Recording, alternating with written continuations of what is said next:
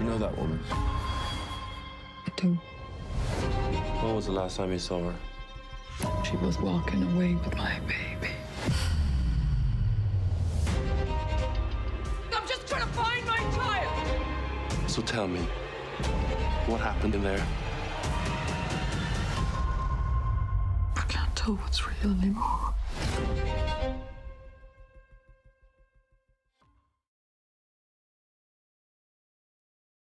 Hello and welcome to Washington Post Live. I'm Sarah Ellison, a staff writer here at the Post.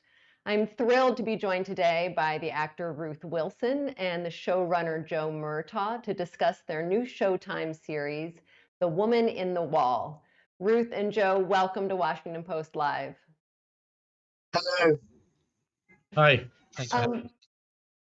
Before we dive into the show, Joe, I was hoping you could give us a sort of brief history and primer on the Magdalene Laundries and the history of them, just so we know what we're talking about going into the conversation. Sure. So the Magdalene Laundries, they were church-run, state-funded institutions in Ireland. They originated in England hundreds of years ago, but when we're talking about the Magdalene Laundries, we're really talking mostly about the period between 1922 and 1996. And these were institutions for so-called fallen women. Originally, that was meant to mean prostitutes, but over the course of several decades in Ireland, that came to include mothers who had children out of wedlock. It could be women with mental health issues. It could be women perceived to have committed any kind of crime that the local community or churches wanted to throw at them, and they were put in these institutions where they were essentially used as slave labor, forced to work in these excruciating conditions for no pay, obviously cut off from the world, just an unbelievable amount of abuses. And as I said, the last one closed in 1996, which is probably the most horrific aspect of this that I think sticks with people. Is certainly the thing that stuck with me the most and what made me want to write about this in the first place. Yeah, I mean, it's a stunning, you come across that date in the first episode, and it's just sort of a stunning tidbit. Ruth, you play Lorna, who is a seamstress, who is a survivor of one of the laundries, and you've described her as an outsider who has sort of nothing left to lose. I'm wondering if you could tell us a little bit about how her past affects her and her actions and the way you played her as a character. So Lorna is a woman who lives in this fictional town that Joe created called Kilkenny. She was put in one of these mother and baby homes at the age of 16 because she was pregnant out of wedlock. And in that mother and baby home, she was forced to work while she was pregnant. And then she gave birth to a child that was quickly taken away from her. And she never knew what happened to that child. So she has this trauma. She lives with this trauma. Her trauma manifests in sleepwalking. So her subconscious kind of acts out while she sleeps. But in her day-to-day, she's kind of, I don't know, she's got that trauma that sort of resides with her and makes her sort of feel like an outsider. She kind of a loner in the town that she lives. There's a sense of shame and isolation with her. She lives in the same house that she grew up in. In a way, in her real life, she's unable to move forward. And that trauma of what she does at night kind of makes her seem a weirdo in the town. So that's it was kind of wonderful that Joe had created these two sides of this character, one in her waking life, one in her sleeping life. And she hasn't kind of reconciled the two together. They're two separate individuals that she's kind of having to deal with.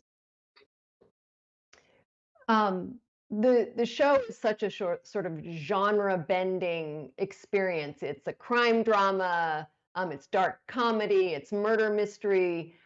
Joe, I wonder if you could talk to us a little bit about why and how you wrapped all of those together and why you told the story in this way, also specifically as a series and not a movie.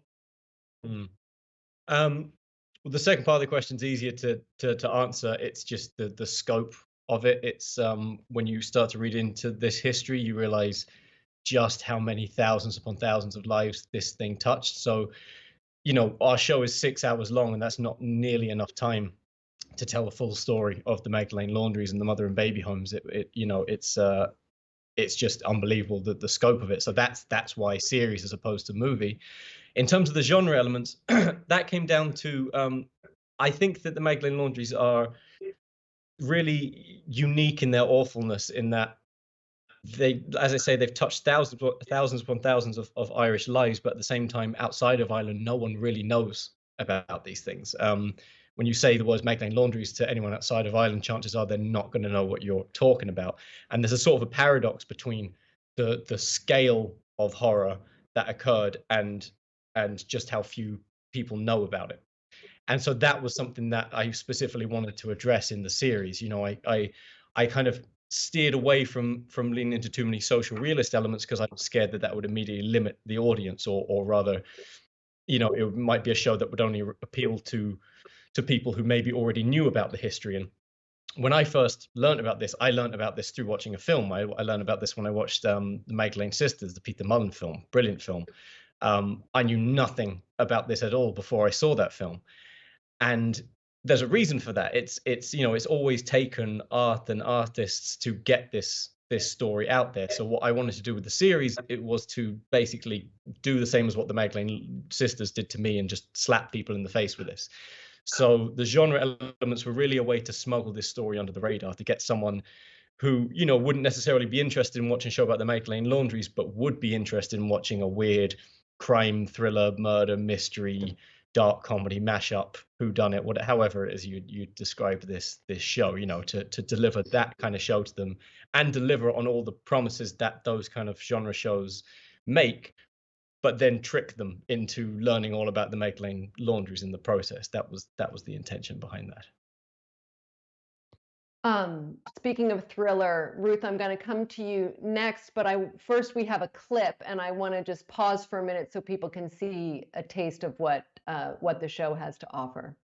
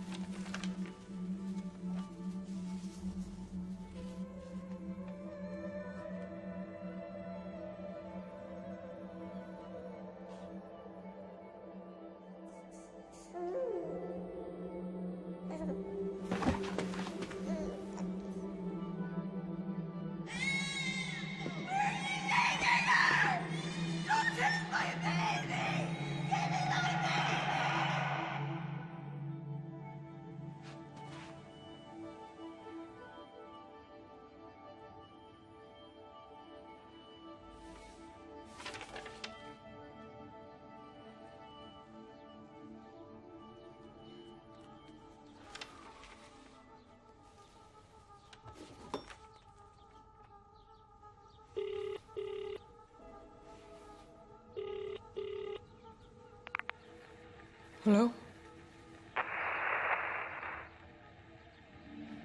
Who is that? Look, if this is a joke. Hello?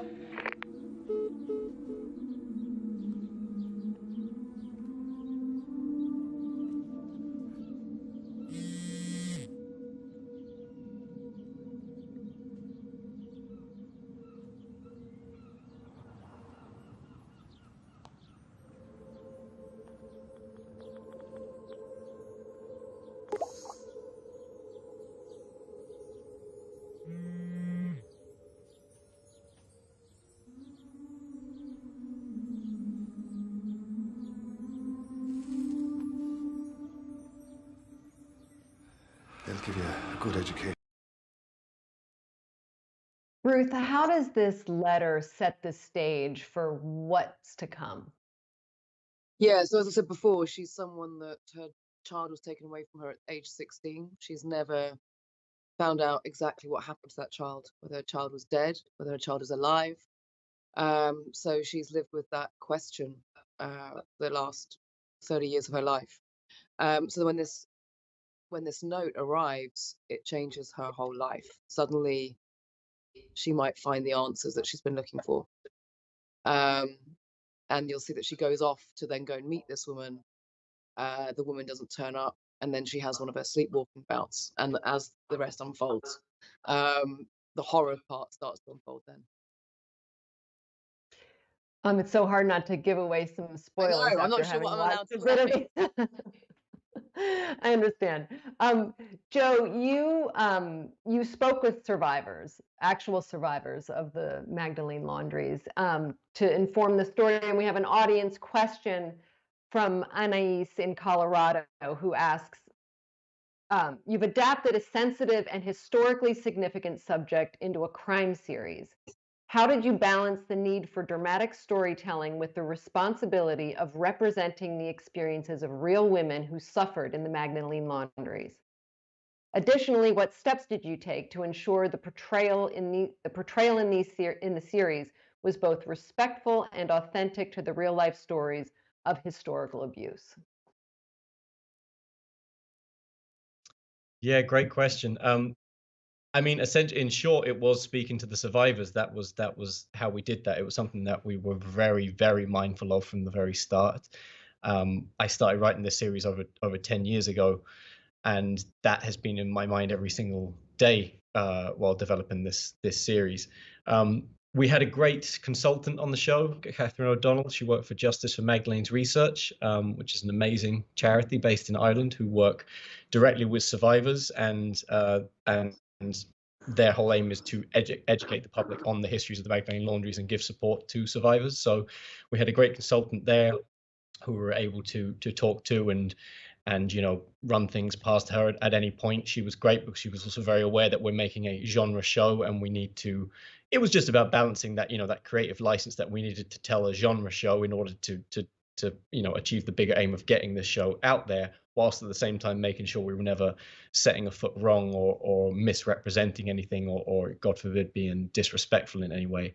And then of course, speaking to the survivors themselves, that was fantastic. That was an amazing experience, and that was kind of the final push I needed to get this series written, was kind of getting their approval and their permission and their insight, their first-hand insight into these awful institutions. Ruth, we're going to ask you to thread the needle on spoilers with the next question. Okay. As Lorna is dealing with her, as she's dealing with her sleepwalking, 2 murders occur. And I'm wondering if you can tell us, without revealing any spoilers, how she ends up working with the main detective, Coleman Akande. So, as that note that arrives, and Lorna goes to meet this woman, and she has a sleepwalking bout, and the next morning she finds this woman in her house and presumes she's dead. Doesn't know if she's responsible for it or not. So Lorna is in a position where she thinks maybe she's a murderer, and she does violent things in her sleep. She's dangerous to not only herself but others. There's also a murder concurrently. There's a murder of a priest that happens in Dublin, and that's been investigated by a character called Coleman. And he comes from Dublin. He travels over because there's a connection to that priest in our town. And you start to realize that these 2 dead bodies are connected, and Lorna becomes the main suspect. So Coleman is starting to suspect Lorna, and that's how their lives and their stories start to interweave. But what you realize, they start as adversaries in the first episode and first few episodes. You start to realize their pasts are quite connected, and they're almost the yin and yang of each other. But that's how they start to their stories start to come together. Joe, since you conceptualized this series, lots of news has broken in the real life history of these laundries, including an official apology from the Irish state in 2013. And in 2017, the discovery of a mass grave in County Galway that contained the bodies of 796 children on the site of a former mother and baby home. How did that timeline affect your approach to the storyline, if at all? I mean, as news has been breaking about Chewham over the past decade, and that grave still hasn't been exhumed. It's saying it's going to be next year or this year now, actually 2024. But as that has dragged on, that's been definitely an inspiration to allude to without giving anything away, allude to the mass grave aspect in all this in the show. That was definitely, it felt more important as I was developing the series to try and touch on that again as respectfully as possible. But it was just, as you say, 798 bodies unaccounted for, thought to be in a mass grave. That's something that you can't ignore that. So that definitely, that definitely felt very necessary to touch on. But I would say that over the 10 years developing this, there were lots and lots of days, lots of reasons where I was telling myself not to write about this at all, that I had no right to be writing about this. And since the show's come out, I know that some people aren't happy that I have written about this, but I guess the fact that this is so not talked about, and that at the same time, concurrently as it's not being talked about, you have these awful horrors coming out in the news, and there's thought to be, Chewham is only being discovered because of the tireless efforts of Catherine Corliss, this local historian, but it's thought to now that there could be another mass grave containing even more bodies in Bessborough Mother and Baby Home that Catherine is now looking into as well. So it just sort of, over these 10 years, all those days that I thought, well, maybe I shouldn't be writing about this, then another piece of news would come out like that. And so it was just a reminder that actually, let's talk about this. Let's start talking about this. Ruth, you grew up in Southeast England and were an altar girl growing up. Yes. I'm wondering how playing Lorna affected your view of Catholicism. I don't know if it directly affected it. I think that I've always been fascinated. I mean, I grew up a Catholic. I was, like you said, I was first altar girl in my village. And I was confirmed and baptized and everything else. I always found it fascinating, religion and the effect it has on a community. I understand the need of it. I mean, my dad still goes every week. I'm a lapsed Catholic, but he still goes, and I can see what it does for him. It's a community, it's a place of prayer, of meditation, there's a ritual. But I started struggling with the hypocrisy of some aspects of the church in my teens. And I've done a number of pieces of work, whether it's His Dark Materials or it's Mrs. Wilson, and then this, which are in a way for me to kind of explore my relationship to my own faith or what I was brought up in, and to challenge some aspects of it and to question some parts of it. I find it quite difficult being in a church these days, probably because of the things that I've explored, and parts of the hypocrisy of it.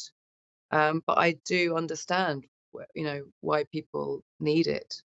So I sort of think Catholicism for me strangely, it's such an interesting religion, Catholics in particular, because to me it's so dramatic and theatrical. It's so sensual. It's full of smells and kind of the iconography and what the priests are wearing, what the candles. It was very sort of hypnotic and hypnotic for children, certainly. And I think it was my first taste of what theatre is. So I can understand how it's affected me in my life. But yeah, I think that's why I've explored these, or why I've been drawn to these particular stories, is because it's some part of me exploring my own background and history. It's also fascinating. Joe, this story takes place in a small fictional town where this real sense of shame lingers. I'm wondering what you've learned about how a community heals from something like this. Wow, I don't know. That's a big question. I wouldn't know how to say how does a community heal about this. I mean, I have to believe that just talking about this is integral. I think that it doesn't do anyone any kind of good to leave this stuff buried to sweep the stuff under the rug. It just, it obviously has not been working in this case for decades. I think talking about this and being open about this, these things happened to people, so let's talk about it. I think it's as simple as that, but it's that's a difficult question. Yeah, I didn't mean to stump you, but Ruth, do you have any thoughts about that too? Yeah, I sort of think that, shame like breeds in silence. It kind of, if you don't talk about things and you don't acknowledge that these things took place, you're denying people's experience, and you're kind of compounding that shame and compounding and also, allowing it potentially to happen again. You need to sort of talk about it, reconcile it, acknowledge it, and only through that process can you hope to understand why it happened in the first place. So I agree with exactly what Joe's saying. Ruth, the last time you joined us on Post Live, you talked about playing the Norwegian diplomat in the film Oslo. Now you're slated to portray another real person in the upcoming series, A Very Royal Scandal. You're going to play a British journalist, Emily Maitlis, who interviewed Prince Andrew in 2019 about his relationship with Jeffrey Epstein. What attracts you to roles where you're playing real people, and how does preparing to play a real person differ from a fictional character? Or maybe that there's a sort of, I'll let you answer.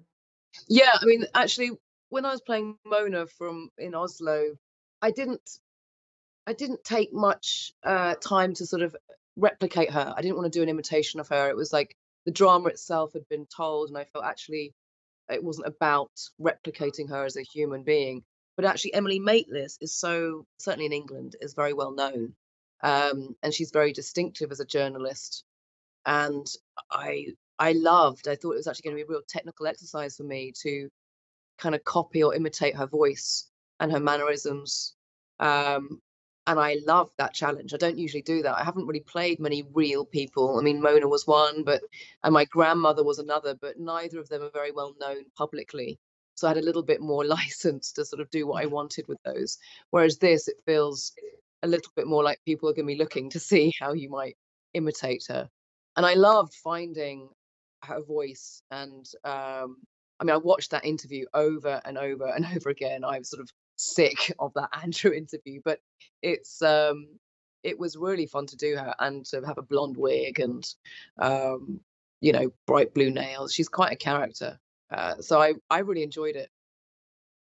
It's very different to, when you're building your own character, when you're building something that's fictional, that's created, you have a lot more freedom to go where you want to go with that. You haven't got so much constraints, and it's completely up for grabs what that character looks like or how they manifest. Whereas Emily, there's quite distinct rules that you have to follow. You have to try and replicate her.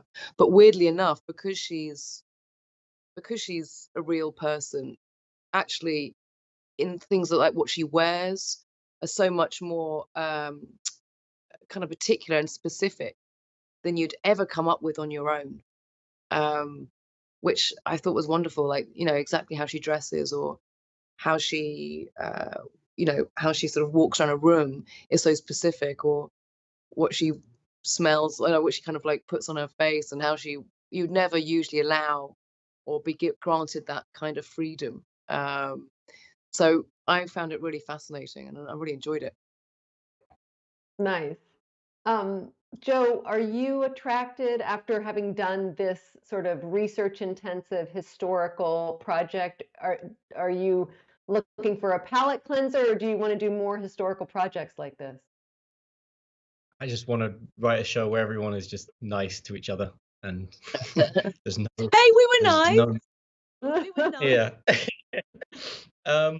No, I mean, in general, I'm fascinated by history, and sort of kind of like what you were just saying there, Ruth, by Emily Maitlis. There's a sort of like truth being stranger than fiction element to these stories, which is quite liberating in a way. If you couldn't make up a story, like the woman in the wall. You couldn't make up these institutions and what went on there and still engage an audience in the same way as when they know that it's based in reality, that it's based on something that actually happened. So I'm fascinated by bits of history, but more specifically parts of history that people don't know about and should. Lesser known parts of history, I guess the same. Mhm, mhm. Well, I wish we could keep going, but unfortunately we are out of time. We're going to have to leave it there. Ruth Wilson, Joe Murtagh, thank you so much for joining us. It was a fascinating conversation. Thank you. Thanks for having us. And thanks to all of you for joining us. Please look again at WashingtonPostLive.com to register for our upcoming programming. I'm Sarah Ellison with the Washington Post. Thank you for joining us.